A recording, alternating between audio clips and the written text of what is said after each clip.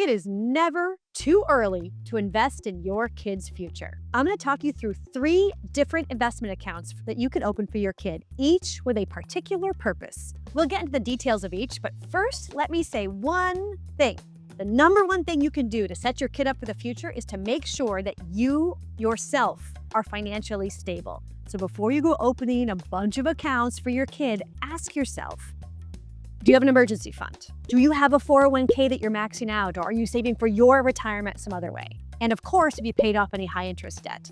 If you answered yes to all those questions, then roll your sleeves up and let's put on one of those green old-timey visors that the accountants used to wear. It's time to start saving for your kid's future. First up, saving for education. College is expensive. I am in this right now. Other than a home, a college degree is probably the priciest thing you or your kid are ever going to buy.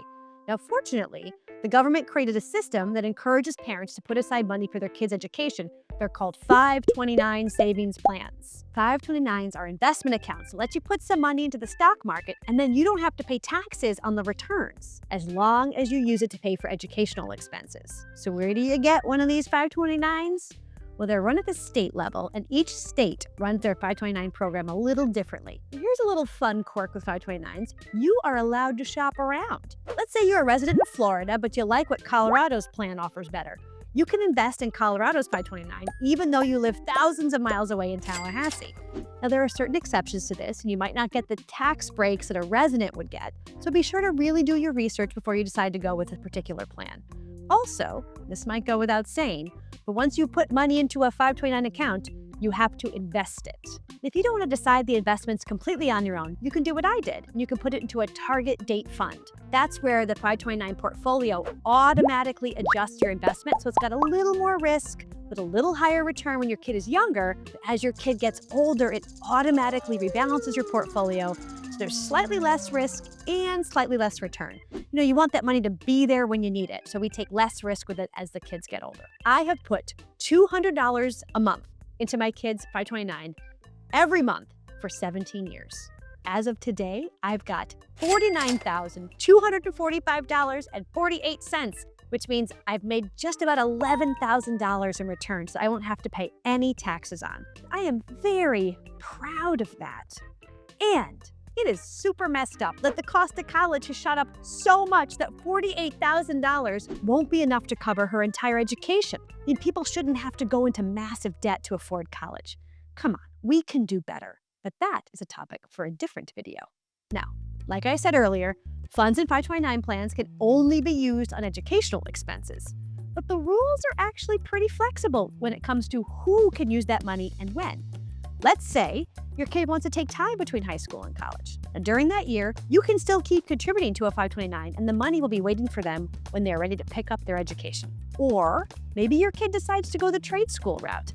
529 money can be used on that kind of tuition too. And if it turns out that your kid just isn't the college type, lots of kids aren't, you can choose somebody else in your family and they can be the beneficiary of the 529 so that they can use the money on their education. And by the way, that includes you too.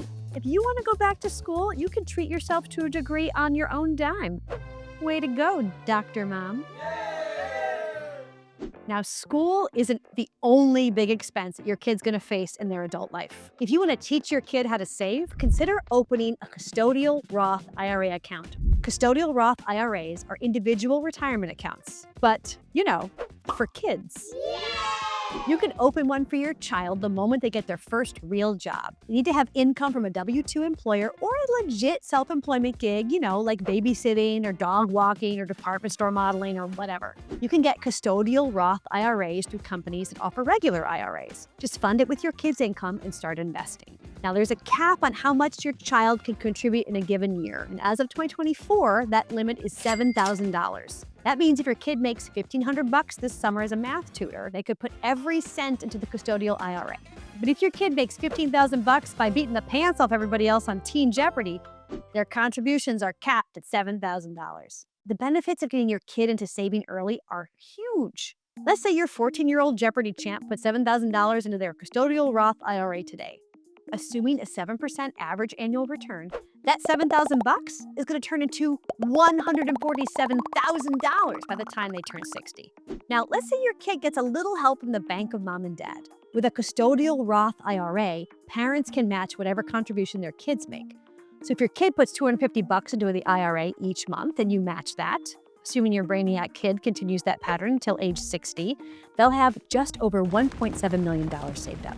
You don't have to be a child prodigy to know that that is a nice nest egg.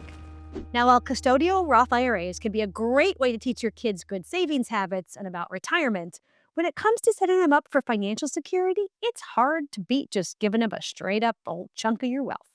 For that, consider opening a UTMA or UGMA account. Basically, they're a way for an adult to gift financial assets to somebody who isn't old enough to manage them yet. This is like a DIY way to transfer wealth to a young adult kid without the formality of a trust. The biggest benefit to a UTMA is that this is a place where you can put lots of different things. You can use stocks or bonds or cash or index funds or real estate or precious metals or Mickey Mantle's rookie card. I mean, practically whatever you want can go into a UTMA account. UGMA accounts really only take stocks, bonds, cash. It's just more limited. Now, a few things to keep in mind before you rush to open up a UGMA or UTMA account. These accounts are not tax advantaged. That means you're going to pay taxes on whatever they earn. Also, because assets in a custodial account belong to your kid, the money can make them ineligible to get need-based college scholarships or tuition breaks. And this one is important. Unlike a trust fund, there are no rules limiting how your kid uses their money. So even though you opened the account and you funded it and you managed it responsibly for years, once your child is of age, it is their money. They can do whatever they want with it. Maybe they'll use it for their education or to buy a house. Maybe they'll blow it on diamond-encrusted jet skis. You can't tell them what to do anymore, Mom. So there you have it. 3 savings plans you can set up today to help get your kid on the right foot financially speaking. Now, I want to hear from you. What are you doing to set your kids up for the future? Let me know in the comments.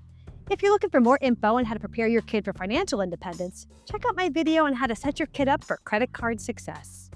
As always, take good care.